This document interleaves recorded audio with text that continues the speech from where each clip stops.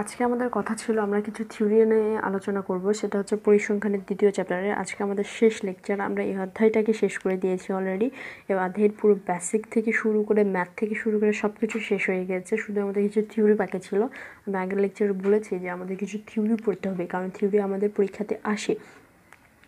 হয়তো একটা থিওরির সাথে একটা অঙ্ক দিবে, তো আমরা যদি থিওরি হয়তো অঙ্কটা পারলাম, থিওরি পারলাম না, সেক্ষেত্রে আমরা ফুল মার্কসটা নিতে পারবো না। তো আমাদের থিওরির উপরে জোর দিতে হবে।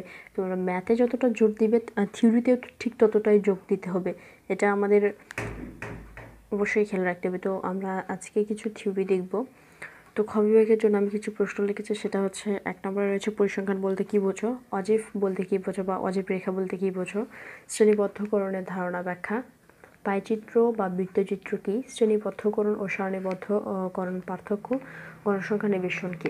এগুলো আমি খ বিভাগের জন্য দিয়েছি, এগুলো গ বিভাগের জন্য আসতে পারে। তো খ বিভাগে সাধারণত আমরা একটু ছোট লিখে থাকি, তো আমরা অবশ্যই চিন্তা করব যে ফুল মার্কসটা আর্ন করা, সেহেতু সব প্রশ্নগুলো একটু বড় সুন্দর করে সাজিয়ে গুছিয়ে পড়ব।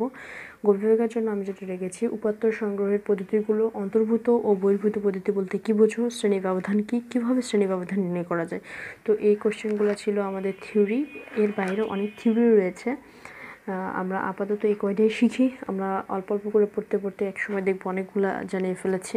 তো অনেকে আমাকে রিকোয়েস্ট করেছে সামষ্টিক ব্যষ্টিক নিয়ে ক্লাস নেওয়ার, তো আমি আগে চিন্তা করতেছি আমাদের ম্যাথ এবং পরিসংখ্যান নিয়ে আগে লেকচারগুলো শেষ করা উচিত, দেন আমি ট্রাই করবো সামষ্টিক ব্যষ্টিক নিয়ে আলোচনা করার।